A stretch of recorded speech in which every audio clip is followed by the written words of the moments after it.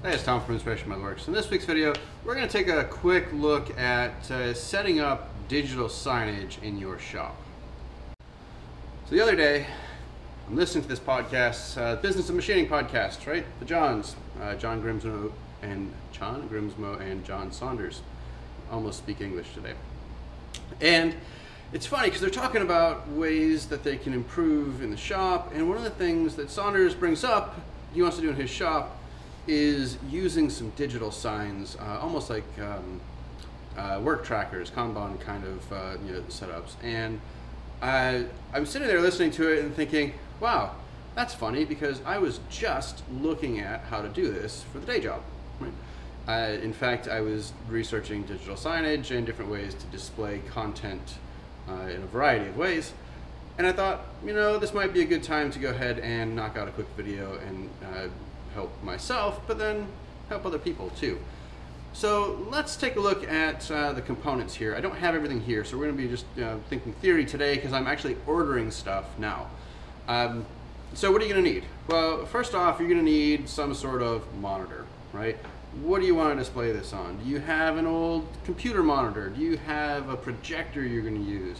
How high end are you talking about? Or are we talking about an old monitor that you have sitting around that you can just slap up? Most of these monitors have a mount on it called a VESA mount, V-E-S-A. It's a standard for monitor mounts. If you guys have any of these, for you Tormach guys like myself, those monitors, the mounts that they're using, those are VESA mounts, right? Makes it really easy to mount things up on the wall, mount them on arms that you can move around, things like that. So start with the monitor. Does not have to be fancy, but you do need to think about how far away from this monitor do you intend to see things, right? How clear do you need this to be? Most people are talking about the general work area of within about 6 to 10 feet. So my typical setup would be something like a 22-inch to a 24-inch monitor. So we'll start by looking at some of the monitors. The next thing to look at is how do you actually display it? Well, believe it or not, most of these digital sign systems are technically running some sort of embedded computer, right? It's a web browser. That's all it is a web browser, right? So if the content that you intend to display can be shown in a web browser, this gets really, really easy to do, right? So we'll take a look at the hardware there. Me personally, the way that I'm going to do this, I've done this with Raspberry Pis before. You could do this with, and the Raspberry Pi is a great option for this, by the way. 35 bucks, little case, HDMI, you're good to go, right? So Raspberry Pi is an option. I'm actually going to go a different route. I'm going to go with a Chrome box or a Chrome bit, right? So again, depending on what you're doing, how much resources you're going to need, that's going to dictate the type of hardware you get. So we'll take a look at those and see the different options there. And then lastly, little simple things like how do you intend to get content onto it? Now the nice thing about the Chrome box is they are designed to be used as kiosks as well as little computers, right? So you can flip a bit and so just tick a box that says use this in kiosk mode and everything comes in full screen. You don't see the borders or things like that. It's just what you want to display. So that is one of the reasons why I'm going to go with the Chrome setup versus using Raspberry Pi for this. But you absolutely could use a Raspberry Pi to do this. Lastly, so how are you going to get things onto it? I'm doing everything via web-based apps. So we want websites to be on there. But maybe I want to open something, or these are actual full screen, they're computers, right? You can play content on them. You could be watching this video right now from your screen on there. So you probably want some sort of keyboard and mouse. Now, me personally, I'm going to go with a wireless setup. I will get a Bluetooth setup for mine so that it just connects automatically, makes it nice and simple, nice and clean. But most of these devices include USB connections, so you could plug a connector into it. So you could plug a keyboard and mouse into one of these devices long enough to get it set up and ready to go so that when it's time to run it, it just auto launches and goes. So let's stop talking about this and let's start looking at the actual hardware. All right, so I have hopped onto Amazon because I feel like that is probably the easiest way for us to look at what's out there. So remember, we're talking about 3 different pieces of equipment here. Technically, you're going to need a couple of cables. You'll need an HDMI cable or something like that, but I'm assuming you guys can handle that part of it without any problem. So I'm not gonna worry about that. So we're looking at the screen here, and you know, in that range. So what I did was I went to Amazon. I just typed in monitor. And then I knew that I wanted certain sizes, so I selected the sizes. I basically went from 20 to 26 inches. And there's going to be, you know, a sweet spot here, really, right? So when I'm looking at this, like this particular monitor, it's 20 inches, 1600 by 900, so it's not quite full HD, but it's a good size monitor, right? So a 20-inch monitor for $65, including Prime shipping, everything else. Does not have to be expensive, folks, right? It just does not need to be expensive. Now, we can bump this up a little bit if we want to go up to larger size monitors. Let's take the 20, so let's start it at, say, 22-inch monitors. And, all right, so we're at $80 for a 22-inch monitor. You know, $80 here, and this is full HD, 1920 by 1080, right? So, good resolution, decent monitor, 80 bucks. Not terribly, you know, not too bad, right? There's different options that you can do on these, but you know, this one, $88. This is decent. You know, ViewSonic. It starts to creep up a little bit, but you get the idea, right? You can get a monitor. You can pull this bracket off if you want, or you can leave it on. Depends on how you decide to mount yours. Me personally, I'll fabricate a bracket for this because it's a Visa mount, but you could very easily buy one, right? So if we went with, let's look at this planar one. This is actually probably the one I'll get, to be perfectly honest. Maybe the AOC, but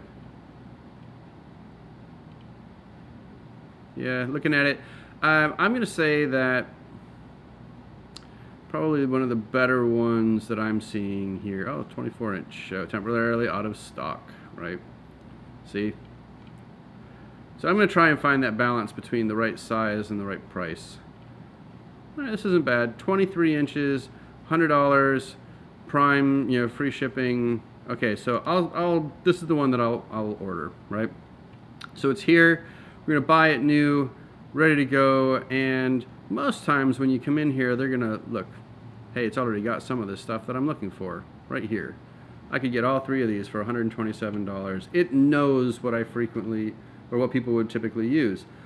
And, you know, you start to get in on some more of this stuff, start going down, it tells you all sorts of things about this monitor, gives you preferences, but once you get further down, you can see that there's different mounting options that you can get here as well, right? So $20, $30, you can buy a mount for it. Me personally, it's 20 or 30 minutes and I'll have a mount for it. But you guys get the idea. Find a monitor. Pretty straightforward. Now, if you want to run this sideways, make sure you get a monitor that can handle rotation, right? Frankly, most of that is done in the display itself, or not the monitor, but in the computer, whatever system you're using for it. So you're probably going to be okay. I'm going to run it widescreen like this, but if you're going to run it vertically, then make sure you've got one that can handle running vertically. All right, next step. What are we going to use for the computer side of it? Because remember, we're wanting to show things that are going to be on web browsers. Now, for different people, you're going to have different needs here. If all you're trying to do is some spreadsheets, it's tracking your work orders, it's just a static display or very, very light use display, a Chrome bit is a great option here, right? It's $80, it just plugs into the back of this thing, plugs into the back of your monitor, a little HDMI connection, and it just works, right? Really, really simple to use. Now, knowing John and me, I'll be honest, I'm not gonna pretend like this isn't, applicable to me too. I tend to want to use mine for more than just simple stuff, right? So you can come in here and tell it to do a bit more. So I tend to be a little bit harder on my machines. I like them to last a little bit longer. I tend to use them for more than just some static websites. In fact, because I'm hosting some of the Titans of CNC small group academy things, I'll use these kinds of setups to be able to play the videos back, be able to actually even maybe with Fusion 360's web-based interfaces, maybe even be able to go in and do some simple work with that. So I know I want a little bit more than the base Celeron processor. The sweet spot for me is typically the i5. The i3 is a good processor, right? It's what I use to run my plasma cutting setup. i5 to i7 is where I like to land for anything that I'm doing that's a little more processor intensive. So you can filter, right? Filter for the ones that are i5s. You notice now we're starting to get some of these other things in here. So you can continue to use your filters to come in and say, hey, you know, I just want these Chrome boxes or things like that. So it looks like we don't have one, at least not through Amazon with an i5, but we can go back and we could say Chrome OS and then filter from the Chrome OS stuff. We could start to say, well, you notice there's i3 and i7, right? So i5 didn't have it. So let's look at an i3, and you can see the i3 ones. Look at memory, right? So 4 gig of RAM, 16 gig of storage on board. May not be important to you. You notice here there's one with 8 gig of RAM, right? Me personally, I kind of look at a few different ways to do it. Now be careful of these. Discontinued by manufacturer. Make sure you're getting a decent one, right? So I will probably land either at this one right here, or the Chrome bit, or one of each, to be honest. Because the Chrome bit is a great way just to get started and have that displayed. And this one might work out really well for a little bit more intensive applications. And then the last piece for this, right, is keyboard and mouse, right? How are you going to interact with it? There's all kinds of stuff out there. This one, the Logitech MK270, this is my go-to for keyboards in the shop. And I do that mainly because I beat the hell out of these things, and it's cheap, it works, and if I have to replace it, I have to replace it. It doesn't bother me, right? If you wanted an all-in-one, they also make the K400. It's got a little touchpad right on it. There's even these tiny little ones you can get, right? So these are all great options to go for on this, and I think in general, it's a pretty good way to do it. Now I'm gonna stop where we're at, and we'll look at some alternatives. But I wanted to give you guys an idea of where I'm heading with all of this. Okay, so let's take an alternate approach to this. Let's say you don't like Google, or you don't want to use the Chromebox approach for things. What's another way to do it? Well, I talked a little bit about the Raspberry Pi. So for those of you who aren't familiar with Raspberry Pi is a single board computer, effectively, and actually right now, if you're worried about all these security issues that are out there, the Raspberry Pi is not affected by these two, was it Meltdown and Scepter vulnerabilities in Intel and AMD chips, right? Because this uses an ARM chip, a different kind of chip altogether. So Raspberry Pi can run its own little operating system. It runs on Linux, ARM Linux, and you can use this thing for whatever you want, right? Makes it really, really simple to do. It can run web browsers, it can play content, it can run different applications. It's even got a set of headers on here that you can use to attach to breadboards and power all kinds of things, right? So this Raspberry Pi 3, right, the ARM 8 with a gig of RAM, is a great little computer. In fact, this is the basis of the computer that my daughter uses, the little setup by Kano, right? It's this ARM based system. It's a Raspberry Pi 3, right? What's nice is you can get these things. Now, you can get the starter pack. I don't think for what we're talking about today, you need a starter pack. What you need is the Raspberry Pi, right? I would get this. I would get the power supply for it. Now, you could just use USB power for this, but I would get the power supply for this. Right, so you get power supply, and then right here, you've got HDMI out. Right? No, wait, that's mini. This is mini USB. This is for power, isn't it? Remember, it looks like It must be mini USB. Let me go back and look at this. I thought I had HDMI out on it. Okay, so let's see. It's got Bluetooth built in. It's got Wi-Fi built in. Upgraded switched power source goes up 2.5 amps. Right. Okay. That looks good. Technical details. Yeah, I have to look at this one. I seem to remember that mine, it just has HDMI built into it, and I didn't have to do anything. I'll be honest, but I'd have to go back and look at it. It's been a while since I've messed with it. But as you can see, I'm on the Adafruit site, so it's a great resource for you to look at these things. It shows you how to run it. You can make a little touch screen, do all kinds of things, Wi-Fi access points, make it into video games, all sorts of stuff. But for what we're talking about, this would be a great way, a nice inexpensive way to be able to run this and set it up. Now what's nice about this is you can run a micro web server right off this device. So if you're inclined to do so, you could customize the whole page, the layout, you know, what shows up. It could have everything you want all right here. Really simple, you know, easy to do. Note at the bottom of here, switching power supplies, right? So you can get those power supplies. They make different versions of it. They have, you know, the Pi Zero version, right? All kinds of stuff. This is what I was talking about, the Cano. This is what we have. But I'd say get the power supply, get a case for it, and you're going to want to get the memory. You know, you'll need an SD card for it. It uses a micro SD, so if you don't have access to micro SD, we'll need to get, you know, you can get the adapter that comes with it. Now, if all of this is absolutely another language to you, go the route of the Chromebox, right? If you really want to set this kind of stuff up, and all these things that I was just talking about, these different, you know, standards and knowing what headers are and breakout boards and understanding operating systems or web servers or all this stuff, you don't have to do that, right? But this is a good option for people who like to tinker. So let's take a look at why I think the Chromebox is the better option for most people. So let's just do a quick search for Chromebox. And I should have gone to the Google side of things, but right. So, okay.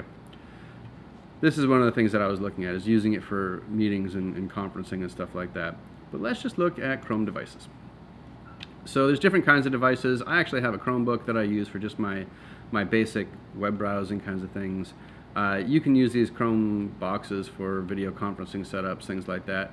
We're really just talking about the basic Chrome box, right? This kind of thing right here. Well, what's nice about all of this is you can use it for digital signs, right? It's all built into this. The ability to do device management, things like that. Now, some of this isn't free. Right? Some things you would have to pay for, but it is built into it. And even for the free things, like, you know, you want to create your sign, here's your sign builder, communication spaces, right? Different ways to do things. So you can click on the sign builder option here, and it says, okay, well, what are you going to do? Look, YouTube video or playlist, Google presentations, right? So you can go in, you get the sign builder application, and you can build everything on a different system. And when you publish it, your digital sign just reads it, right? It doesn't even have to access it because it's running in what we call that kiosk mode, right? So lots of ways to do it. You know, you can creating schedules, things like that. So you can make it change over time, right? Really, really simple to use, and it's all web-based. So this is where I was saying, if all of the things I was talking about before seemed a little over the top, this is the way to go. All right. Well, I hope this helps a little bit. I am going to be building these, so when I do put one of these together, I will track it all. I'll shoot some video. We'll talk about what worked, what didn't work. Maybe I'll be able to go into the sign builder kinds of things. I don't know how much of it I'm going to use from that perspective. But this should give you a basic idea of how you can use these very inexpensive system on a board kinds of computers, these tiny little computers, to do all sorts of different projects. Again, the Chromebox is a little more expensive because it is a full-blown computer that is just shrunk down to its most basic of elements. The Raspberry Pi is also a full-blown computer, right? You can even run these with Windows. There is a version of Windows 10 that runs on these, right? But from a power perspective, the Chromeboxes have a whole lot more power to them. They have graphics built in, so you can do some graphics accelerated kinds of things in that, which you can't do with the Raspberry Pi. But the Raspberry Pi is an awfully compelling argument, especially at 35 bucks, right? Not a bad price point. Even with the case and a power supply, you're still coming in at like $50, right? Hard to beat that. It really is hard to beat that. So I hope this helps. If you enjoyed this kind of thing, let me know. Click that subscribe button. I think it's probably down that way, but I'm always backwards on this, so I don't know. We'll see if I got it right today. Thanks for watching. Thanks for subscribing. If you'd like to see more of this kind of content, let me know. If you want to support the channel, I have a Patreon page. You can click on the card for that, and I would really appreciate that. But for now, let's wrap this one up. Thanks for watching, and I'll see you again soon.